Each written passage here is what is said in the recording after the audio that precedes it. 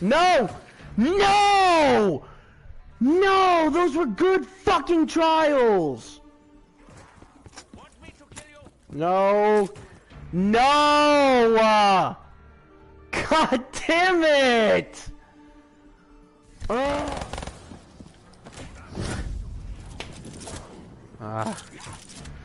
Nope, nope, nope, nope, nope. Oh my god, we are so done with Zetsubou for tonight. I hate this map. Derek? Why? I hate this map. Ooh, hello, Thrasher. You ready to give this a go? I hate this map. Welcome back to the channel, guys. Today we are doing a map that I was actually really looking forward to do. You were expecting me to say that I wasn't looking forward to doing this map, but indeed I am. We have a very rocky relationship on this channel with this map, guys. It is Zetsubou no Shima. I don't even know how else to introduce this map, guys. Let's just hop right into it. We got the Smith Plays Zetsubou no Shima, the worst amazing zombies map. Let's get it. I want to start today's video with a little thought experiment. This is something that Jason Blundell, the lead of Black Ops 3 Zombies, did with me the first time. Look at that goofy face. He's so happy to be there. Look at him. He's so happy to be there. I would be too. I would be too. That'd be so cool. Guys, Jason Blundell. I met him, and it did a very good job of changing the way I perceive zombie maps. So the question was, of all Black Ops 3, which map would you say is most like Origins? Of Black Ops 3 maps, which would I say is most like Origins? Well, seeing as I have the preconceived notion that we're talking about Zetsubou no Shima, that's really all I could think about. You got the snow and Drak, I guess, but no, I think Zetsubou. Now let's start off here by considering Shadows of Eve. I'm just kidding. I've seen these episodes before. I know exactly what he's gonna say. It's been years since I've seen these episodes, so it's nice revisiting because there's some things that maybe I don't remember that he covered. So it's nice going over those again. Different. So that's definitely not the map. And if it's not Shadows, then it's certainly not Garog Krovi or Revelations. And so then most people are automatically going to think Drak, right? It's the most logical surface level relation, as both maps take place in snowy Europe, have Panzer Soldat there you go. 4 elemental wonder weapons. That's what I was thinking, because of the 4 elemental wonder weapons, and then the snow, just the atmosphere itself. But I know what he's gonna say with like the collectathon stuff, all the different things you have to collect, just like in Origins. If we were to look at zombies in a deeper sense, what if I were to tell you that not even within Black Ops 3, but throughout the entirety of COD Zombies, the map that is most similar to Origins is actually what we'll be looking at today, the Island of Despair, Zetsubou no Shima. Let's get it. Welcome back to Zombies Retrospective, and sit yes, back sir. And the highly controversial and second most polarizing map of all time. Today we'll be critiquing Zetsubou and determining where it lands in our lineup, as well as examining the odd similarities of it to Origins. Guys, the most like hilarious part about all of this is that we know that I am gonna go and revisit Zetsubou no Shima probably after this episode, like right after this episode.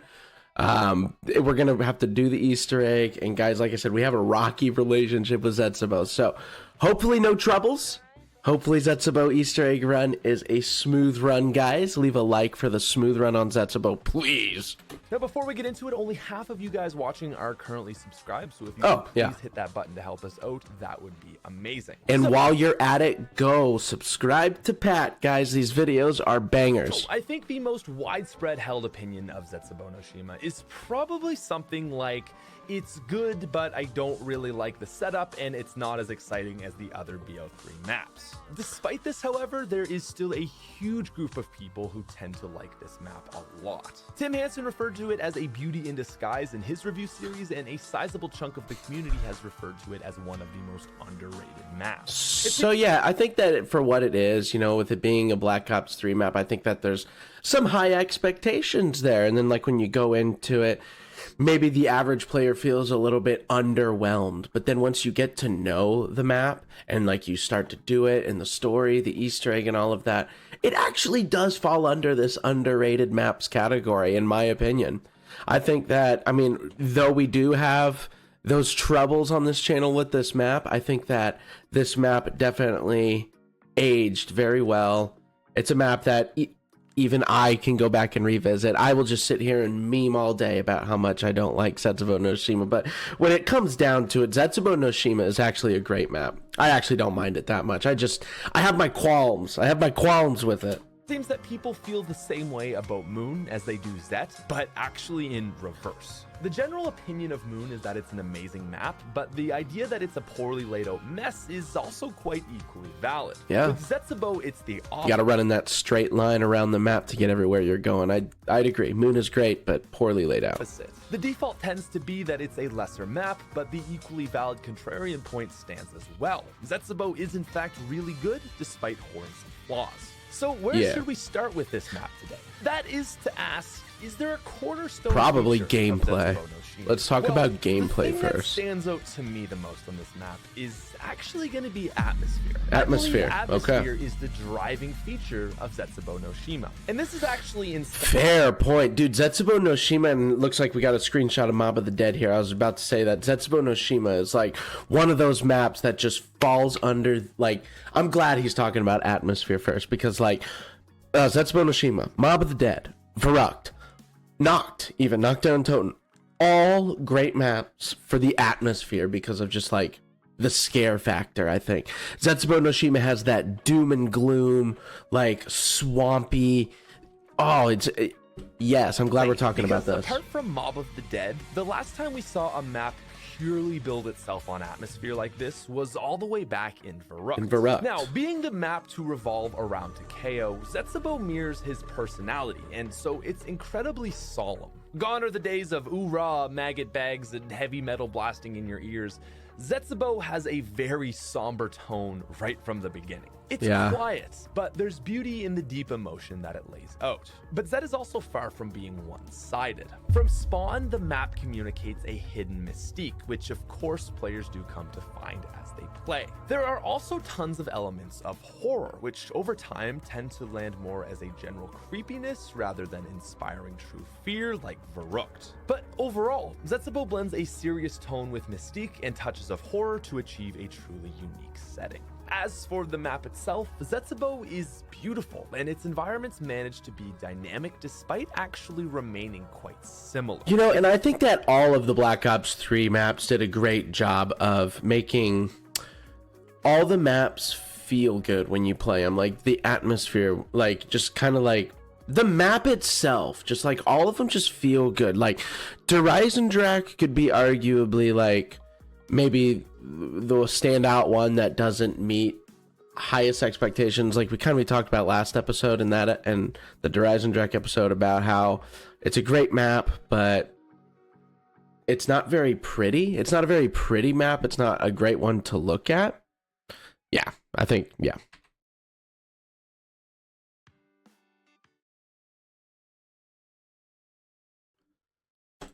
It sounds contradictory, but it's not. Spawn and the surrounding areas act as the beginning of a journey into a daunting jungle. There's a crashed plane to the left side of Spawn and the mysterious skull altar to the right. From there, you've got the two research facilities.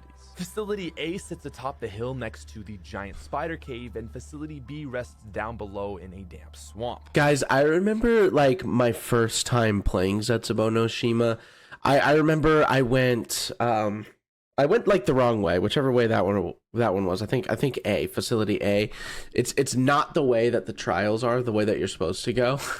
So I was just like, anyway, that's besides the point, but I was just so confused my first game of Zetsubou no Shima just because it all looked the same. Actually, my first few games of Zetsubou no Shima, it's just like, it all looks the same. It's all green. It's all like I'm just so confused of where I am right now, and I can't navigate the map. That was my biggest problem with this map. Full of secrets, this is your main area for almost all quests, but it's not a place you should find yourself doing too much fighting here, as it's extremely tight. Oh god, the amount of times I've died in the bunker, dude. Doesn't really have a single defining structure or vastly different areas, but instead lots of small unique places which are blended quite seamlessly. As for the soundtrack, as always with the sound team, it's done impeccably. Yeah. While I can't say I love the songs quite as much as other maps, there's no denying think that they go far enough to be what actually defines the feel of the map. For They're sure. not bangers, but they elevate the experience in the context of the environment, which is ultimately the end goal of all background music. Yeah. You listen to the soundtrack, so much of what I describe Zet's feel as is coming directly from these songs. Yeah. The mystique, the sadness, even the fear, it all stems from the score, and again, is just perfect. Now, Yeah. with all that, If you can make a perfect score to align with the map, like I think that's excellent. Like Shadows did a great job of that too. It's not as much, well, it was scored, I guess, during like that final trial and stuff, but just like the songs and stuff, just like the yeah, if you can make scores and songs to fit the map, I think that's gameplay huge. features. Unlike Der Eisendrache and Shadows, Zetsubou doesn't draw from its Black Ops 2 descendants near as obviously or as much. Zetsubou is like Origins in a general sense, but not on a surface level. Zetsubou doesn't take direct inspiration like reusing a step for a wonder weapon or Pack-a-Punch. Rather, it takes inspiration in a grand overarching sense. The most general way to describe Zet and Origins is that they are collectathon maps. Like Origins, There it is. Yeah, just like we talked about. Just like I think that's the biggest thing with Origins and Zetsubou in comparison is just collecting things, like the parts for shields, the parts for wonder weapons, the parts for just everything. Like Origins is huge into part collecting, and so is Zetsubou. I mean, and we kind of see a pattern of that kind of happen along with other maps. Zetsubou is definitely not the only one that you're out collecting things, but notably so, Zetsubou is a lot of things to collect. So I think that's a great comparison between Origins and Zetsubou. Zetsubou's quest steps almost entirely revolve around things, or rather stuff which you are locating and acquiring. Comparatively, a lot of DE and Shadow steps involve doing things. Yeah. Like killing Margwas to upgrade your sword or the many different bow steps. These steps require action for the sake of progression, whereas a lot of the steps on Zetsubou is acquiring things for the sake of progression. This includes the specialist That's weapon, true. wonder weapon, part of the Easter egg, and most of the smaller items on the map. But as for what's new with Zetsubou, the most That's true. I never really thought about like like comparing the Zetsubou Easter egg to like say the Der Eisendrache Easter egg or the Shadows Easter egg, where like he just said, it's more action packed in those. I never thought about that. I mean, there's definitely like some actiony stuff in Zetsubou, but most of it is just collecting things. And I don't know. I think maybe I like the action Easter eggs better. They're more memorable. They're more memorable because like part locations, you're gonna forget that. You're gonna forget like I'm sure like this next game of Zetsubou I'm gonna load into here in a bit is gonna be crazy. I don't know how that's gonna because I'm gonna forget stuff. I mean, some of it's coming back watching this, but notable feature is the plant system. Fairly controversial, this new feature was really like nothing we had ever seen before. In a sense, it mirrors the Origins dig spots, but I think it's had enough work on it that it feels pretty much entirely new. What makes the plants so unique really are the many possibilities that they can provide. There are 4 different types of water, and each one provides different rewards. 3 waterings of purple gives you an attack plant, 3 green gives you a plant which holds your zombie like Leroy and Buried, 3 blue waters give you a reward plant.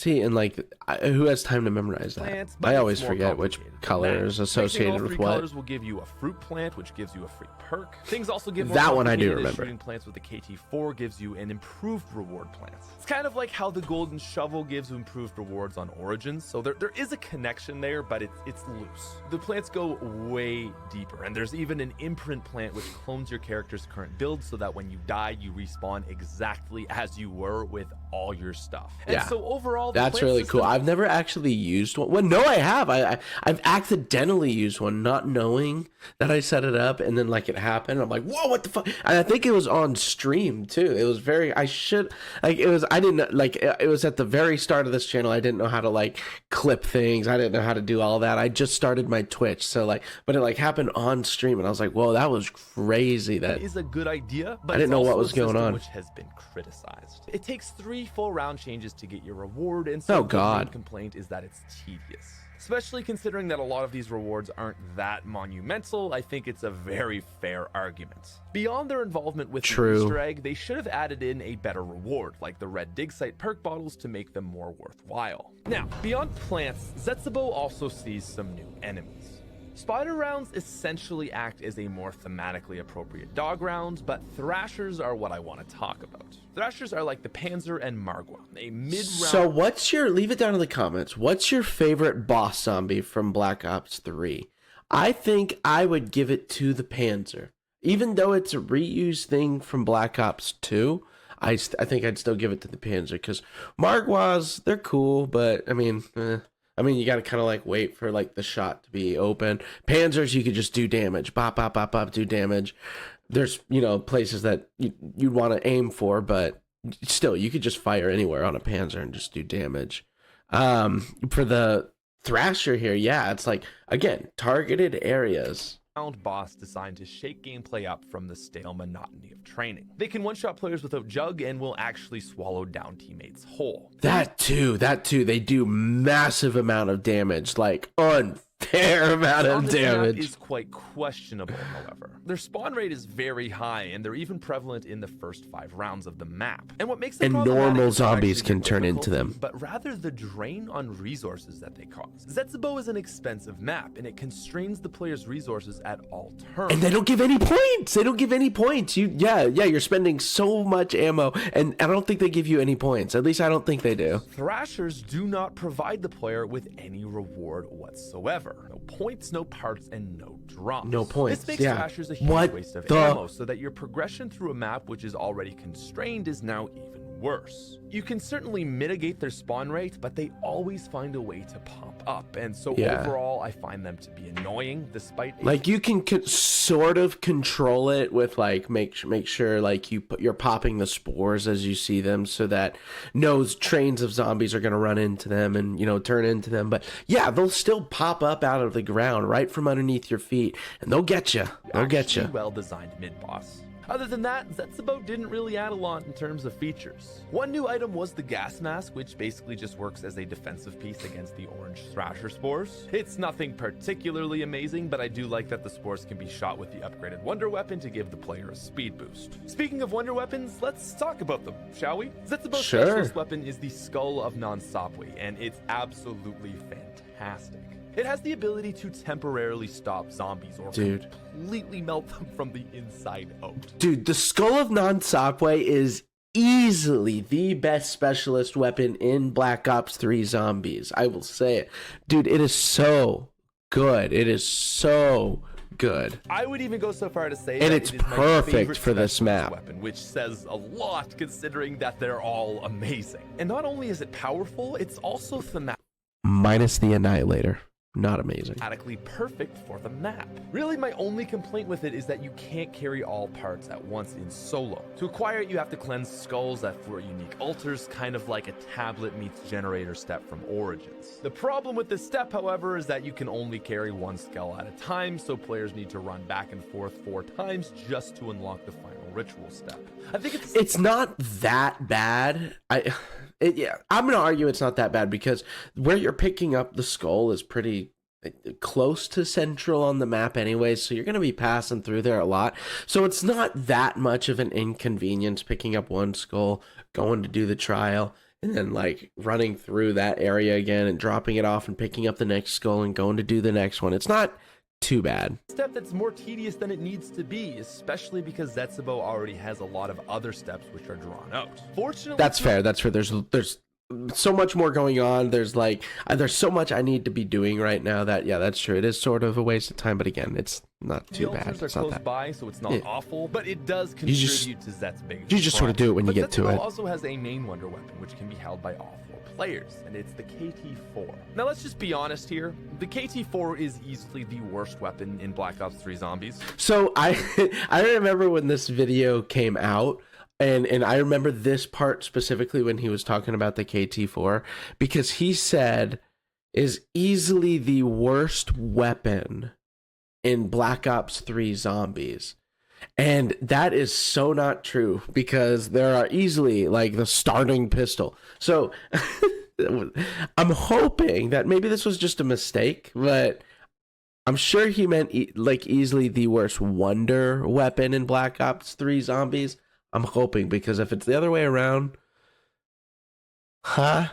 you know? KT-4. Now let's just be honest here. The KT-4 is easily the worst weapon in Black Ops 3 Zombies. This doesn't necessarily make it bad for the map, but this is part of a problem. I'm thinking he meant easily the worst wonder weapon in Black Ops 3 Zombies, which I can maybe get behind that. Maybe. KT-4 actually feels super appropriate to Zetsubou, as I think an obnoxious power weapon like a thunder gun or a dragon gauntlet fist would take away from the map's ambience. It's a weapon that feels effective enough for what the map is trying to achieve and for how easy it is to craft. I mean, the 3 steps include killing a scientist holding a vial, extracting spider venom, and finding the plants in the cave. So because of this, I think it's fair that the KT-4 isn't absolutely insane, but rather is on par with something like the regular bow from Horizon Drag. However, yeah, what I do that's not a bad argument about Zetsubou is the process to upgrade the wonder weapon. The Mezamune is powerful, but it's not winning any awards. It is such an inconvenience to build this. Like, oh my god. You know what I mean? Like, and the problem with this is that not the process to upgrade it contains the most complicated and drawn-out set of steps of any wonder weapon in this series to date. More complicated than any staff, bow, or anything we had ever seen. It doesn't even need to be that complicated, too. Like, I mean, it's not even really, like, that complicated, but, like, it is just so tedious. It is too much. Like, such an inconvenience to build. So, after getting the KT-4, step 1 is to kill the giant spider and take its tooth. Here we go. Straightforward enough, but this obviously requires both setup and lots of skill. Also, as a side note, I will say the spider boss fight is really cool, and I think it's probably the most positively regarded aspect of this map. For sure. It's definitely my favorite part of the map. It's the part that I look forward to the most, is the spider boss fight. Also nice that it shows the lore behind Widow's Wine. Now, after getting the tooth, step 2 for the Mezamune requires all trials to be completed, and this is where it gets rough. The trials or reward challenges on Zetsubou can be downright cruel. Some involve killing thrashers at very specific moments, like before they mutate, but also sometimes during them mutating. These challenges not only require skill, but oftentimes luck that you might happen to be in the right place at the right time. There's just some trials that you get that it's just like, damn, I'm sorry that I'm sorry that you just happen to be cursed like that. Be like the mutating zombies one, or the what's the one that it's like right in between them turning into a thrasher? I think that is the mutating zombies one. Like, that one's just...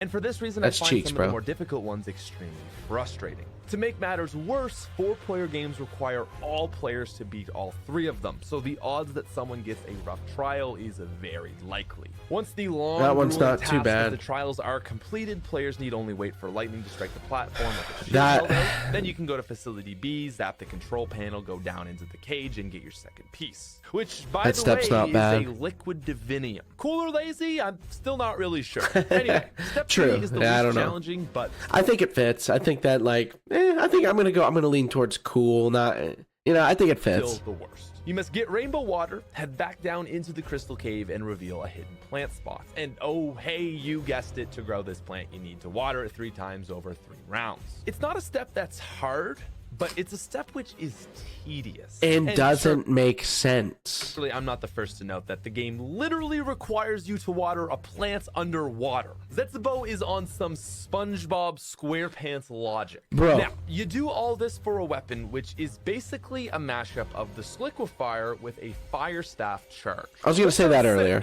Not the fire staff part, but I was gonna definitely say a rehash liquefier Right? for sure. It's not. The Mezamune is worse than either of them, and for the amount of effort Oh, it fair. takes, it's not worth it. Sadly, however, since it's an integral step to the Easter egg, you are forced to craft it. And now, just like Zetsubou plays, as we've been going through the content of the map, we've somehow stumbled to a place where we're now 3/4 through the Easter egg. Zetsubou really blurs the line between egg and contents of the map, even more than mob, shadows, or origins. Yeah. Whether that's for better or worse, I'm not really sure. From the perspective of an Easter egg, it makes the map feel not so long. But from Right. the perspective of someone just wanting to upgrade the wonder weapon, it's a bit of a nightmare. So once you've got the Skull of Nonsopli and the Mezamune, really all that's I am so sorry, guys. Like, we're halfway through the video, and I just realized that the volume wasn't turned all the way up. I hope this is better.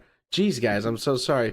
Maybe you can turn it down a little bit now. I don't know, but Left to do are get Dang, 3 sorry, cogs. guys. Literally the entire Easter egg is just I have like a separate volume thing here on my headphones, so that was all the way up, which made it sound loud to me, but hopefully it wasn't too bad for you guys. But here we go. fixing an elevator shaft. And it's here again where I find myself questioning Zetsubou. The first cog is acquired from shining the skull onto a poster and then popping an anywhere but here gobblegum. So first of all, the obvious issue with this step was that if you happen to prestige, you wouldn't actually be able to beat the egg until you leveled up enough. This is a little bit annoying, but it's such an easy step that I can't really critique it too much. On the Yeah. other side of things though, I think some people might even argue that this step is too easy and silly. Regardless, one thing I do like about it is that in the room you're teleported to, it teases Garage with dragon eggs and drawings. So that's at least kind of cool. Now, I think that it just kind of sucks, like, needing a specific gobblegum for the Easter egg. You know, I'm definitely not the first person to complain about that, but I think that, like, having to fill up one of your gobblegum slots with something to complete one step is just kind of obnoxious. However, gobblegums are OP anyways, so we won't go too far down that rabbit hole complaining about that, you know. while the second cog also Whatever. requires you to finish Whatever. your trials, its actual step is pretty fun. This is the zipline step. Don't get me started on the zip line. All right, Scuff. I am going to hold square as directed. Okay, we're gonna give it a go.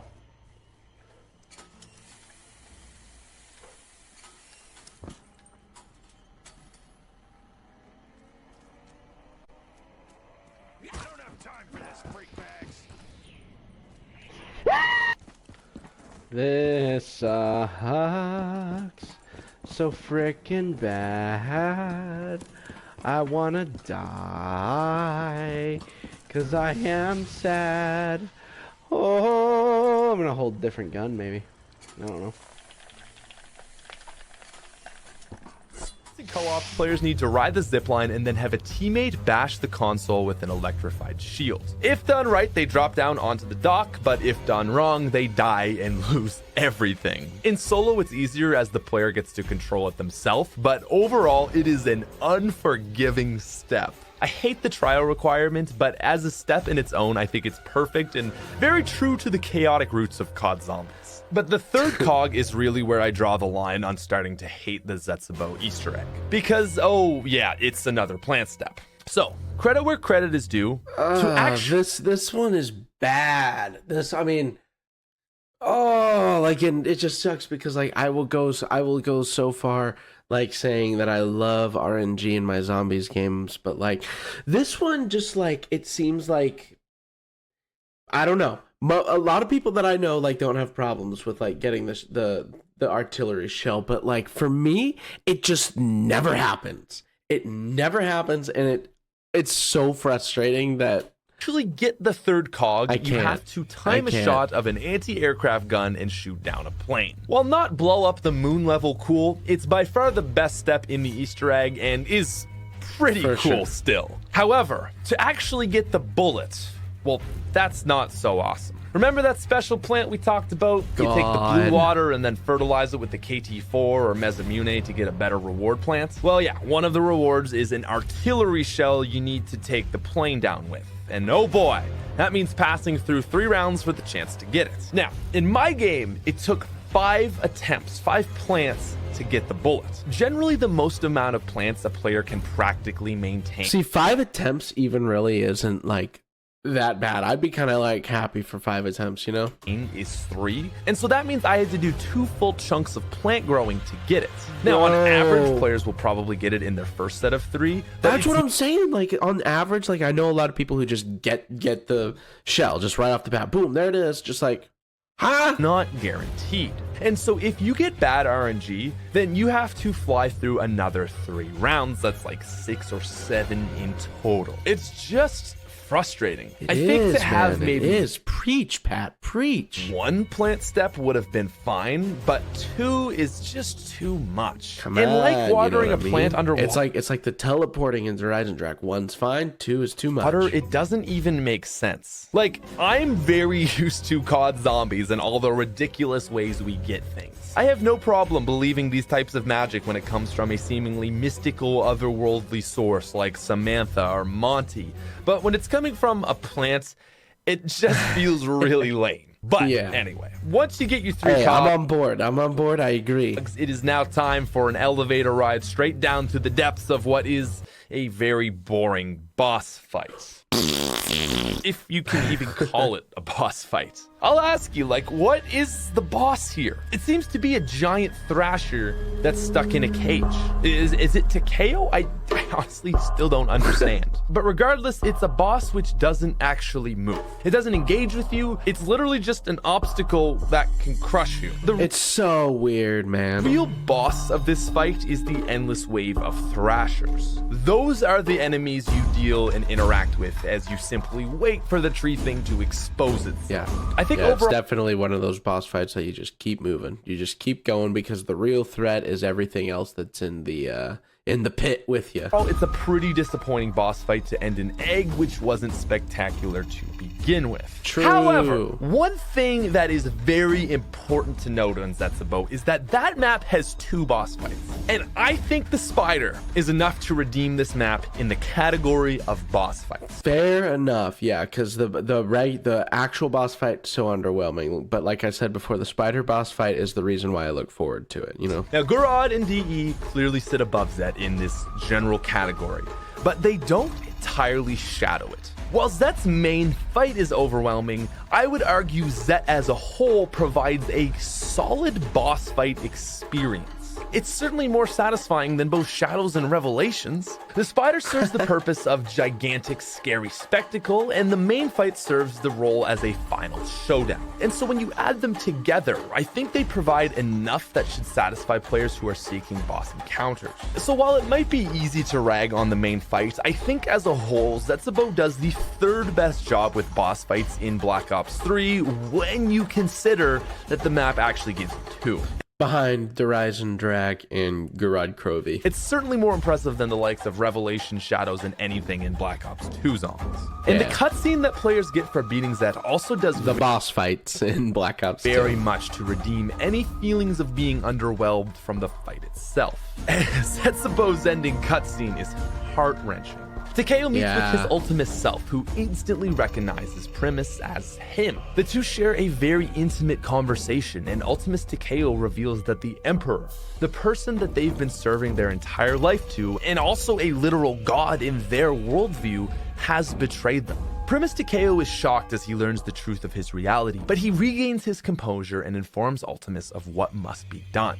And so then, in the most honorable and respectful ways, Takeo remarks that most people do not get to choose how they leave this world, and he elects to commit seppuku, asking for Primus to be his second, or kashakonin. And so I think this cutscene does 2 things. First of all, it's so good, man. I'd say, like, out of all the cutscenes, the post Easter egg cutscenes, this one, whew, it's up there. It's up there, man. I really like this cutscene. Elevates Ultimus Takeo. Takeo was always the 4th of the original crew, with even Treyarch acknowledging through voice quotes from the other characters that he was the lamest. And so it makes me happy. Who liked? Leave a comment if Takeo, like in the Black Ops 1 era, Black Ops 2 era, or like World at War or anything like that. Leave a comment down below if Takeo was your favorite character. I am genuinely interested to see who you are. Like that. Happy to see So Ultimus funny, Takeo dude. revealed to actually be better than the other 3. He's elevated from my least favorite to my favorite in a matter of 2 minutes. He shows discipline, honor, and a sense of duty, which is so much more than the other 3 can boast. It's really here where we realize that of those 4, Takeo was the only sane one, with his main character flaw being an over-allegiance to an intense ideology. As for Primus Takeo, it's a great moment for him too. He finally learns the truth about the Emperor, and this marks a changing point for him. No longer can he rely on his blind allegiance to his ideology, and so now he has to learn to think for himself and establish his own beliefs and morals. Not only is it a fantastic ending to the map, but I think it's a very relevant concept that applies to our world today. You go through this like very underwhelming Easter egg experience, but then you're rewarded with a great cutscene. So I'll let you decide if it pays off. Learn to think for yourself. The other thing that I think this cutscene does is initiate a sense of chaos in this storyline. It really feels to me like the first time that this group is uncertain and worried. I feel like up until this point, Richtofen has a very firm grasp of what he's undertaking, and there's just a level of confidence there within the crew. This is the first time where we see uncertainty, and I think it really does a good job of just shaking up where the story is about to go from here. And so overall, I would say that this is probably my favorite ending cutscene. And so now with everything considered, I want to return to my opening question. How can a snowy steampunk western front with 4 godlike staffs compare to a spooky Japanese island? Hopefully it's now more obvious as to how Origins and Zet are similar. As a whole, it comes down to the fact that they are collectathon maps. Basically, they both have a lot of stuff. Origins sees its general gameplay and Easter eggs. Yeah. You spend a lot of your time on both of these maps just running around and picking up stuff, and stamina up just so happens to be like the most important perk that you want on both maps. Both revolve around the 15 staff parts, shields, G-strikes, the Maxis drone, shovel, dig sites, disc, and gramophone. It's a map of things, and Zetsubou is the exact same. The 4 skulls, the 3 parts of the KT-4, its 3 upgrades, the cogs, plants, shield, mass, bucket, and pack-a-punch valve. It's a map full of things. Much. And so while these maps look and feel completely different, their foundations are built on the same formula, and so they end up actually playing very similarly. And in fact, more similar than something like Dreisendracht that actually shares a lot of the same surface level features. Yeah. Sure, both maps have 4 unique wonder weapons, but the process involved in getting them are nothing alike. And so Origins... That's true, and actually, most of the time you'll hear Origins and Dreisendracht compared to each other. You'll never hear Zetsubou and Origins compared to each other, unless, of course, you're watching, like, this video or, something similar. Like DE, but in fact, like Zetsubou. And so with that in mind, I have my final question. Always hear it. Why is it that Origins is so beloved, often considered one of the greatest maps of all time, and Zetsubou rarely gets any appreciation beyond it's an underrated map? Maybe because while Origins is a collectathon map, maybe it's got that edge, and it's got a little bit more of an engagement for the player. Like, it keeps you the steps, like, I don't know, like, there's something. That's a great question, because like while it's just they're both just running around collecting stuff, I don't know, it's hard to answer, because I think that maybe Origins just keeps you a little bit more engaged. Well, I can't say this for sure, but this is what I told Jason. I think it comes down to reward and meaning. Origins sets itself up as an otherworldly, grandiose quest, and so it doesn't feel like you're being... Dude, so true, because I remember that the cutscene was for the Origins cutscene after the Easter egg. I remember that being pretty questionable in the community, but then the Zetsubou cutscene was just loved from day one because it's so good. Ask too much. Origins also provided the player with the most powerful set of tools the series had seen. To get them was a complete journey. It took guides and hours of setting up, but the reward is ultimately worth it.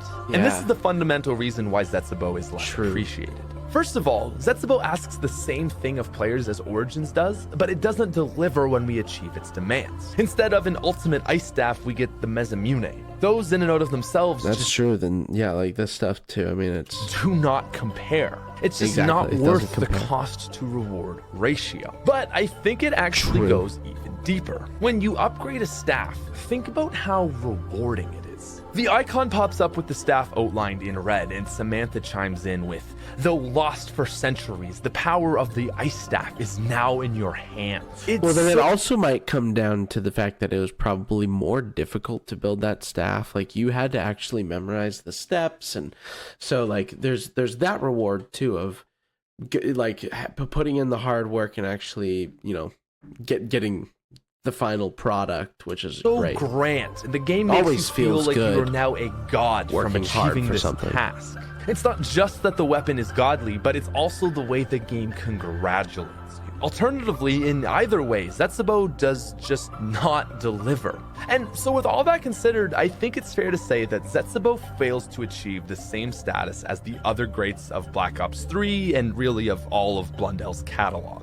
Zetsubou nails atmosphere and story, but it leans far too heavily on a quest with little reward. Yeah, that's sure, true. the Skull of Non-Sapwe is great, but the KT-4 is definitely not. Especially when you consider that a lot of the setup is downtime. First, it's transporting the skulls back and forth. Next, it's searching for spores to help complete a challenge. Then it's waiting at the altar for lightning to strike down on your shields. Of course, there's always the plants you need to spend at least 3 rounds on for both the KT-4 and the bullets. And lastly, once you even have it, you have to wait for the plane, only to then search around the map for the final cog. Again, there is a lot of downtime for Zetsubou, and it simply does not provide you with a reward that makes it worth the process of going through. That is at least in comparison to... But we'll still do it anyway. We'll still do it anyway. Great. Because actually, with all things considered, Zetsubou isn't a bad map. Like, absolutely not. No, it's I'd agree that it's underrated. I'd agree that this ranks pretty low on most people's list, and I think that a lot of people just maybe didn't get to know it as well as they could have. I think we spent a lot of time because we did a series a while ago.